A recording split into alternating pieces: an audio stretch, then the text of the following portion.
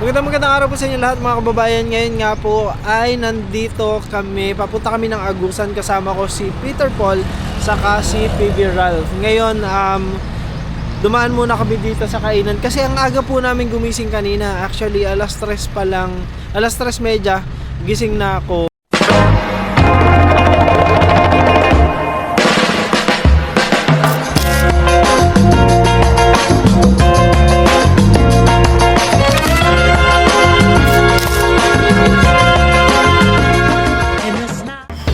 Magandang araw po sa inyo lahat mga kababayan. Ngayong araw na ito nga ay samahan ninyo kami dahil meron kaming isang misyon na kailangan naming magawa bago matapos ang araw. Maaga pa lamang ay nagbiyahe na kami papunta ng Agusan para nang sa ganon ay masundo namin at magawa namin yung aming misyon.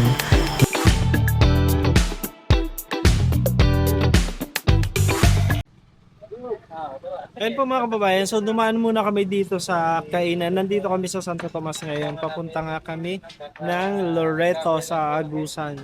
So, actually walang pangalan yung walang pangalan po yung establishment, etong kainan. Pero, yung ino-offer nila ay, ayan, Yummy! beef. Beef yung beef yung ino-offer nila na pagkain. Ay, pakita ko to. Kaya okay lang? Mag-video? Okay lang, ayan. So, ito yung ino-offer nila na food. Oh, grabe, at sarap. Anong to? Bulalo? Balalo. Bulalo. Ayan. Dito lang po to sa ano bang lugar to? Taran. Ayan oh, grabe, ang laki nung nila, ang lupaan. Para sa kanilang bulalo. Manamis na And then, sobrang ganda po ng ambience dito kasi dito sa likuran nila ay may mga palayan. So, ayan. Tsaka kung makikita ninyo, ang dami nilang tables din dito. So, talagang pwede silang mag-cater ng marami-rami na mga customers. Siguro mas marami dito palagi pagka yung bandang tanghali. Kasi maluwag, tapos maganda yung ambience ng lugar. Ayan. Kasi yung likod dito ay may palayan. So para kang nasa parang may dito, parang ilog. Probinsya vibe na nakainan. So dito muna po kami magbe-breakfast ngayon kasi mamaya bibiyahe nga kami ng bumibiyahe kami ng Agusan. Pero malalaman niyo po kung bakit tatlo lamang kami sa sasakyan. Ganyan siya. Ito. Drinks, Joy. Soft drinks. Ha? Kaya ko ng soft drinks. Parang naka 0.5, no? Parang naka 0.5. Pagkatapos namin mag-breakfast, dito nga ay nagpatuloy na kami sa aming paglalakbay dahil napakahaba pa ng aming bibiyahihin. Dahil ang sabi ni Ralph at ni Peter, aabot ng 7 to 8 hours bago namin marating yung aming pakay na lugar na pupuntahan.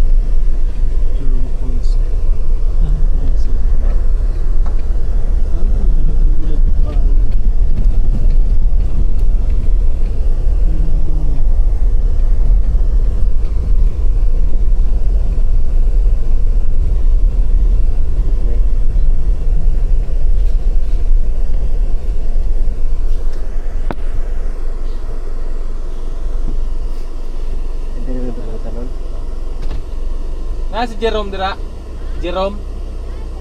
Na diha karon? Pwede po na diha. Anaram diha, Chi. Ayun po mga kababayan, so nandito na po kami sa lugar ni Jerome kung saan nandito din pala si Quendy nung tinanong namin. Ano po yung pangalan ng lugar na to? Ha? Lunuluno? Lunuluno. Ayun, Lunuluno po pala yung pangalan ng lugar na to. Kasi kung wala pala dito sila Jerome saka si Quendy, magta-travel pa tayo ng mga 2 to 3 hours. Kaya pala nung tinawagan namin si PJ, sabi niya ang bilis namin. Yun pala kasi, kung wala dito, kailangan pa naming mag-travel ng ganun katagal. Pero fortunately enough, nandito naman pala sila. Tinanong namin sila dito sa Kalaate. Eto, kasi meron ditong tindahan. Tindahan tama. Meron ditong tindahan. Tapos nandito meron mga tao na nakaano din, na nagkukwentuhan dito sa harapan. So, tinanong namin sila kung nandito. And nandito nga daw po si Jerome saka si Quendy. So, yun yung pupuntahan natin ngayon. So yun yung reason din po kung bakit tatlo lamang kami na pwede sa sasakyan, kasi nga isasama namin pabalik si Jerome at si Quendy para nang sa ganun ay makarating sila sa PB House, makapag bakasyon siguro, or baka merong ibang gagawin pa sila with Pugong. Hindi ko pa alam yung detalye, pero yun po yung reason kung bakit tayo ay napunta dito. So yan. Ayan, may nakita rin akong isang pogi na nakatambay dito. Ay! Akala ko kung sinong sobrang gwapo. Si Ralph pala to. Ay. Natawa tuloy siya. Nasaan? Ayaw na maniwala. Bibis pa yata, hindi pa nasagot. Kakaligo lang. Oo. Nakatapis pa nang sumagot eh. Saan ang bahay nila dyan? Ito yung bahay ng mama ng husband niya, yung si Jerome. Siyang bahay na kung saan sila nagstay ngayon, bahay ng kanyang kapatid. Kapatid niya. Pero yung kapatid ni Jerome. Oo. Pero wala dyan yung kapatid ni Jerome. Bakante yung bahay na yan. Hindi, may nakatira din. Kumbaga, magkasundo sila. Dinala lang ni Jerome si Quendy dito. Siguro bisita lang. Okay, bisita lang kasi hindi naman sila talaga dito nakatira pa. Doon sila sa Bunlak. Doon sa Pupunta pa tayo malayo ngayon pa. doon. Pupunta pa rin tayo doon? Oh, okay. So pupunta pa rin po pala kami doon. Akala ko dito na talaga kami. So hindi pala. Okay. Ito yung So, sitio, dito yan. Lunuluno. Lunuluno. Taga dito si Jerome mismo. Taga dito siya. So, nagkakilala sila ni Quendy doon sa Bunlak. Kasi si Jerome nagtatrabaho siya sa yung mga gumagawa ng daan. So, siya yung nagbabantay sa mga makinaryas, backhoe, yung mga gano'n. Siya yung nagbabantay. So, hindi lang pala yung backhoe binantayan ni Jerome. May iba pa. Pati yung kapatid. Ni Quendy na silangga. Oo. Kaya nagkagusto siya doon. Kinausap niya yung magulang. Hanggang sa nagkasundo sila na papakasal.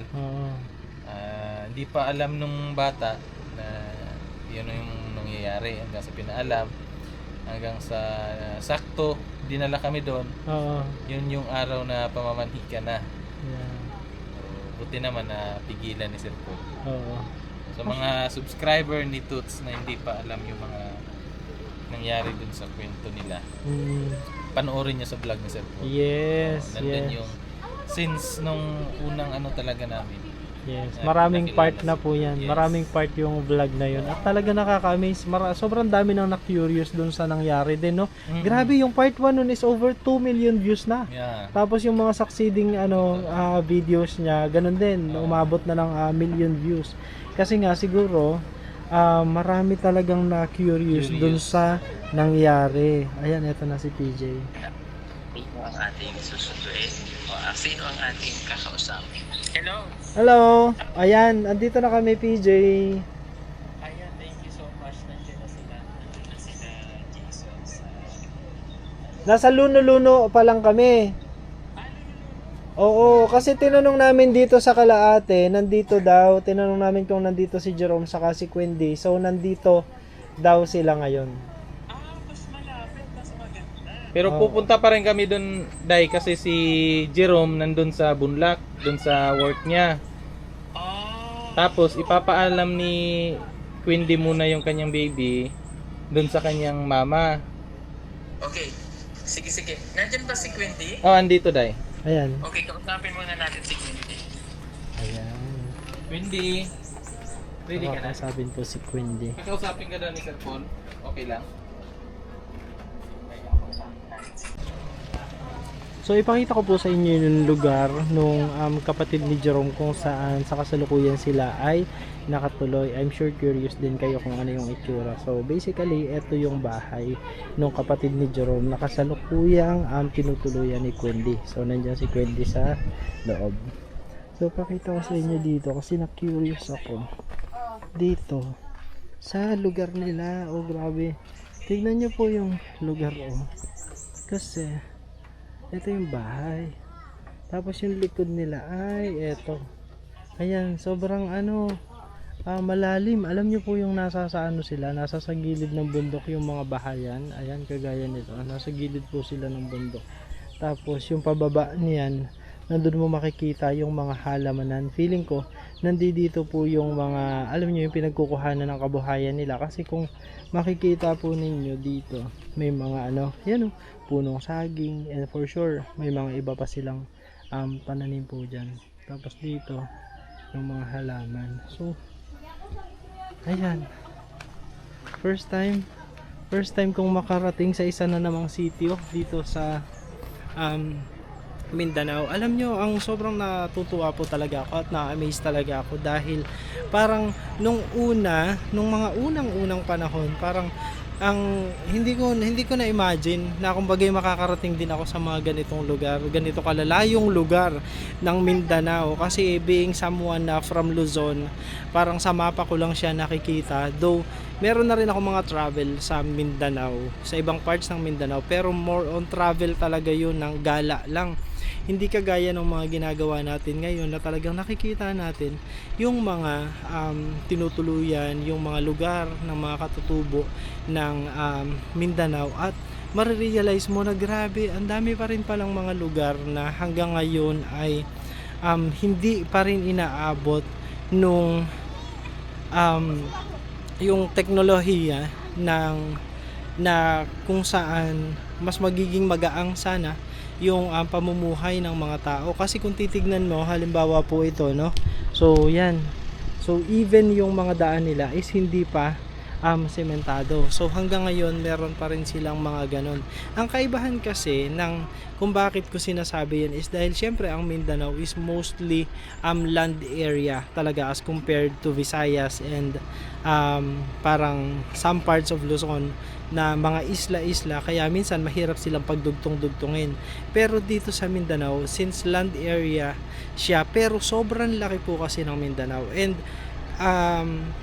honestly, yung mga daan na dinadaanan natin, though some ay hindi pa rin sementado, pero magaganda na yung daan. Ibig sabihin talagang ginagawa na nila ng paraan na mas mapaganda pa yung mga lugar, pero connected na talaga siya. Yeah. Ayan, okay na. Okay. Layo, di ba? Yeah. Pero okay lang, enjoy, super enjoy. Super enjoy. Pero rough road dyan eh. Oo nga. Ikot-ikot lang ako dito, vlog ng mga baka dito ako makahanap ng charot. Sige, naka-video ka. Sorry. Okay, O siya. Sige. Ingatin ka. Bye-bye. Okay dyan, bye-bye. Yan po yung mga estudyante, labasan na nila ngayon kasi lunch time na. It's almost 12 now. Kaya naglabasan na yung mga bata mula dun sa kanilang school. Kasi may malapit pong school dito sa Luno. So isasama po namin ngayon si Quindy. Sasama namin si Quindy papunta dun sa Bunlak, kung saan nandoon naman si Jerome. Kasi nga, ang target natin ay maisama po natin sila pabalik papunta ng PB House today. Yun ang mission natin, ang madala si Quindy at si Jerome sa PB House. And kasama natin si Quindy. Hello, Quindin. Hello, sir. Ako si Kuya Jason. Jason, ang pangalan ko. Hello.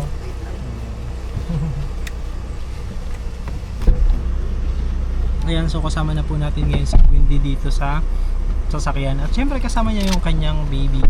Ilang months na si baby? Wala, sir. Dalawa pa lang. Ang cute naman. Ay, naantok siya, no?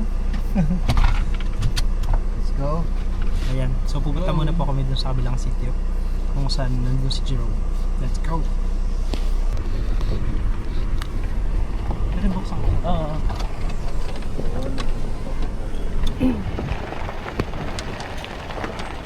Ayan, meron po pala kami dadaanan na ilog. Ayan, o. Grabe.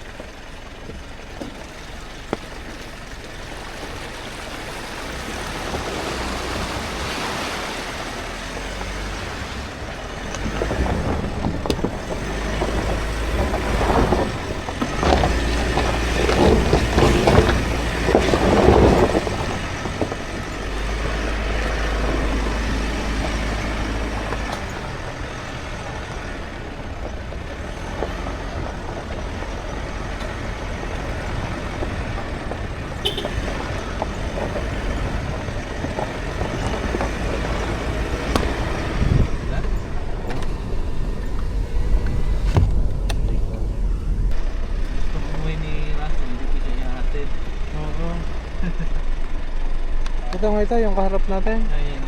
Ayan, so yan po pala ang bahay nila Russell. Itong bahay na ito. Pero parang walang tao ngayon, no? Sarado. Nasa bukid. Ayan po lang ang bahay nila Russell.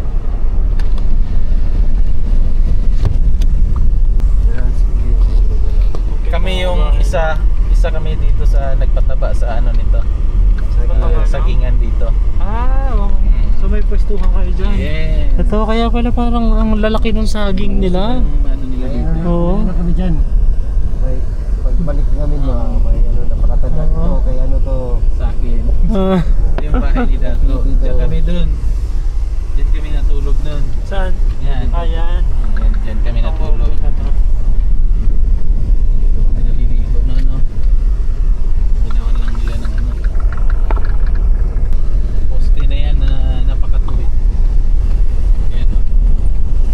Tuwid na poste. Grabe ah. Ang ganda, no? Bababa na yung birth rate sa lugar na to. Yan yung Oo, yung ano, grabe. lar. Tuwid na tuwid nga. Oo. Galing yan sa PBT Sa inyo na. design. Tapos nung ano, dyan din kami natulog nun, no? Yung sa bahay na. Hindi, may ano dyan, yung parang temporary na school nila. Yan. Ito, yan. Hoy! Kasi ito din, solar. Dalawang sityo to eh. Oh. Doon kami Ayun. natulog doon. Yan. Ay po mga kababayan, so nakarating na nga tayo dito sa lugar nila Quindy. At grabe ito pala yon. Ito yung lugar kung saan naganap yung lahat. Ayan po yung bahay pala nila Quindy. So, ngayon lang po tayo nakarating dito pero napanood ko na rin naman kasi ito dun sa, dun sa video sa YouTube. First time ko nakarating. Pero grabe, parang akala ko maraming bahayan. Konti lang pala talaga dito, no? Oo, agwat-agwat, malalaki yung iwahiwalay ng mga bahay-bahay. Parang by group. Oo. Ganon sila. Siguro kamag-anak na. Oo. Yung malapit, tapos yung iba. Meron pa to sa dulo tapos doon na puntahan namin na ito. Grabe. Paikot pa yan? Napakalayo. Ay, Doon doon banda napakalayo. oo. Ba't kaya naisipan nilang dito kalayo na nito? May mga pananim po sila dito. May mga pananim sila na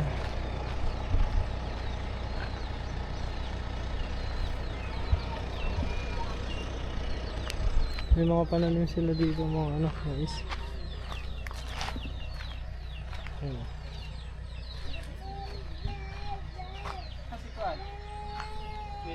Dami nilang pananim. Mais, ayan o. Grabe. Pero mga bago pa lang po yung nila, pananim na mais, kaya hindi pa wala pang hindi pa malalaki yung bunga. So yan, parang typical na bahay din. Maganda yung nila kasi mga kahoy na, so matitibay na yan. Tapos yero na din yung nung bubungan nila.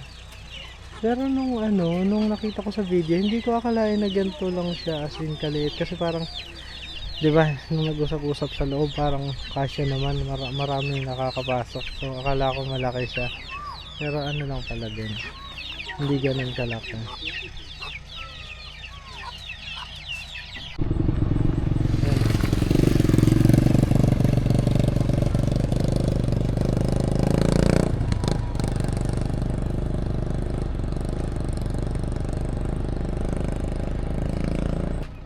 Binibenta po yan? Ha? Binibenta? Paano ti? Pinagbibili? Oh. Magkano naman po yung ganyan? Magkano po yung ganitong kamote? Oh. Magkano? Itong ganito?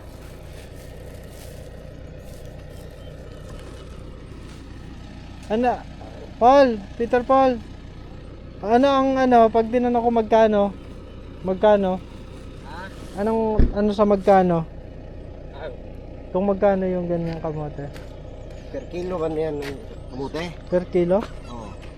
Pinilo man niya ito di, barato. Barato ito. Nagpilag kilo dire? City man buwa ko. City. Utso man buwa. Utso. City kun. Barato ka mundo. City, 8 per kilo lang. 8 pesos? Wow. Ilang kilo kaya yan? Ito, mura daw ang nila. Mura ang...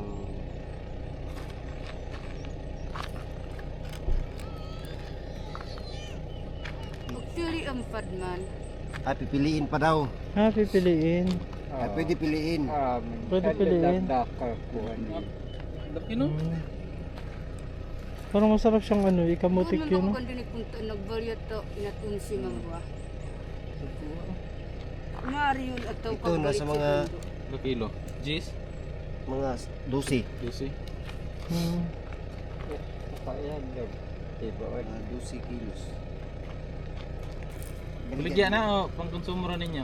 Baligya, huwag matabako. Kasi kan mak siyang umundo. Benta daw nila pambili tabako. Okay. So mga ilang kilo daw yan? Sa mga 12 no? 15 kilos. times 12, 180? 180? Katanan? Ayan, biling ko. Sabi nila mga ganong karami daw to 12 kilos. At ang kilo ay 15 per kilo. So parang nasa 180 pesos yung lahat ng iyan. So kanino po babayaran? Kay ate? Ayan. Ayan, okay na po yan. So hindi na natin kukunin yung sukli kay ate. So 200 na lang natin binili yung 12 kilos yata na kamote na to. Ayan. Napon baligya ng kamera. Hindi ko maintindihan. Mura na. Ito, okay na to. Okay na to. Tuto din natin sa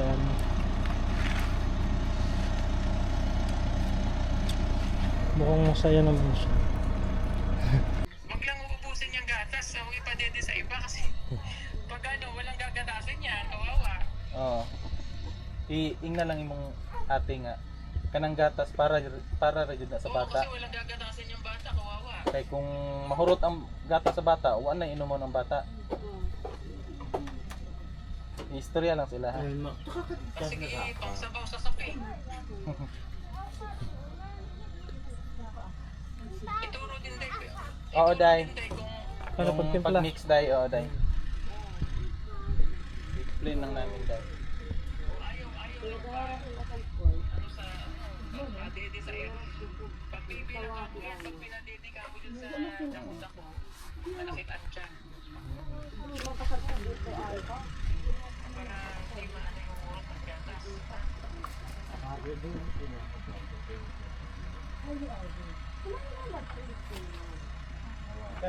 Kaning gatas, para ni siya kuan bata.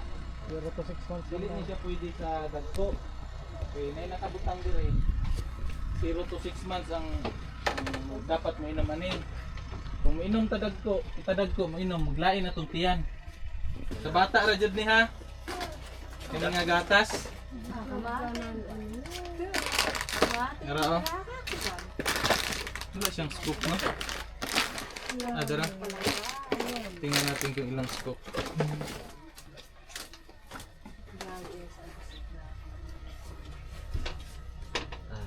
Sa kabila siguro. Sa gilid. Yan. Directions. Dito. Ito. Ayan. Ganda ka na anak. Sa karida kami nagbibigat. Feeding table ito. So, ilang months na? Average. Ano pa man yan? 3 months pa yan. 3 Ito. months na yan. So, So, level scoops for 4 scoops. Nakdubo ka. feeds Tapos in 24 every hours, 6 every 6 hours. So, ang timplaan ang pagtimplaan ng gatas, upat kaing ani. Ate, pag magtimpla ka gatas, magtimpla ka ani, upat ka scoop ani ha. Pag abri ka, abrihan nimo ni scoop, upat ka buok ibutang nimo diri sa bibiron. Upat ka ana ha. Sud nimo ani nya, butangan nimo og tubig. Kailangan i-sterilize na ng tubig siya. Nya kanang pabukalan ninyong tubig ha. Pabukalan yung tubig kani hugasan ninyo, pabukalan yung tubig niya. Upat ka ing ani, upat ka scoop. Ibutang nimo ani. Nya sa sulod sa 6 ka oras magpadidi sa bata imong painomon og gatas. 6 ka oras ha. Gikan sa pagpainom. Halimbawa nagpainom ka sa alauna, magpainom na pud ka pagka alas 6. Buntag udto hapon. Oh. Asa taman siya 1 ml. Kuan lang. 120 120 ml. Dira asa taman. Katundo. Dire ko to bo. Dire oh. Ang katuganing upat ka ingani. Upat ka scoop ani. Dire ra kutob ang tubig kani oh, nay nakabutang at 120. To 120. Dira. ml oh kani 120. Ha? Buyog. Kinuha na ba? Grabe, ganito po yung daan. Dito. Oh. Sobrang taas. Bangin. May pabangin po pala dito.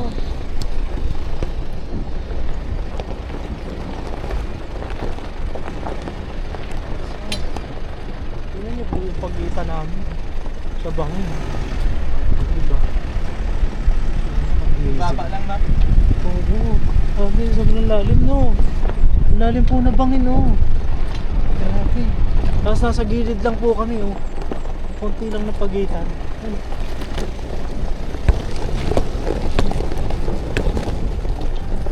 Amazing.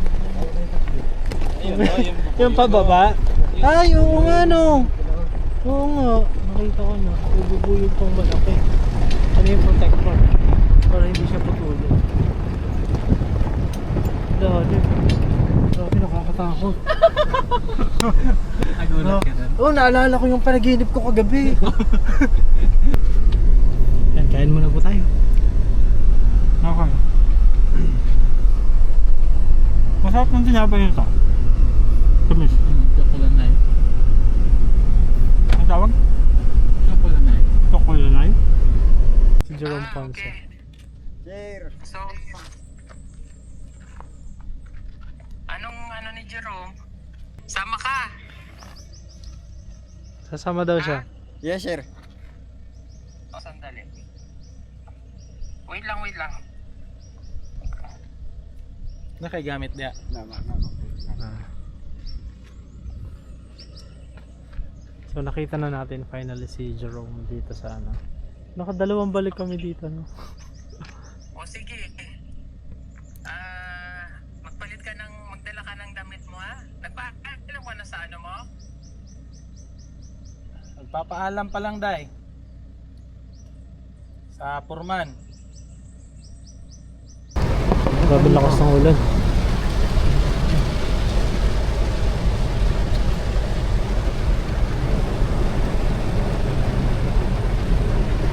Kasama natin sila Quindy, saka si Jerome, saka si Baby. Ano pangalan ng Baby Jerome? Ha? Wala pa? Wala pang name? Wala pa, sir. Ha? Hindi pa pinakalaan. Mo na, Day Jerome? Yung mana? Oo. Ano mo na? Dito. Ay, ano? Grabe yung ano. Baha, ayun o. Bumabaha na po yung ano. Dinadaan na namin, tapos maputik pa. Buti na lang talaga, magaling itong driver namin na si Pizza Paul, the Superman. Ayan o. Ayan, oh. Yes, sir. Bahay ni Sir Paul. Okay. Very nice. Ah, ganda, pare-pareho para ano. Ha? Parang uniform yung ano. Oo. Para pare-pareho yung pagkakagawa. Ganda. Saka yan. Sino mga nakatira doon? Bubi. Ha? Bubi. Mga scholar din? Ah, hindi. So, ano?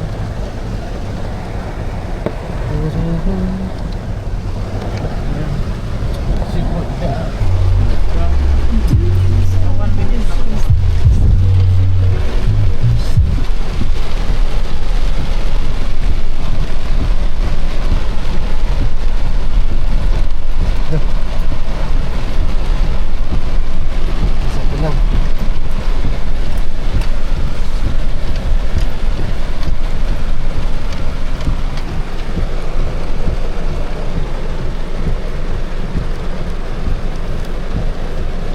Lalim na, Chuy.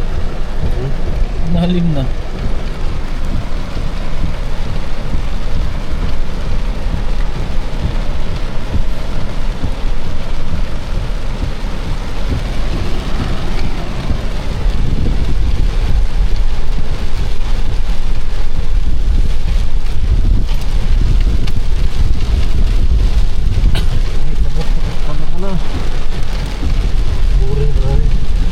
Nakaliya ka.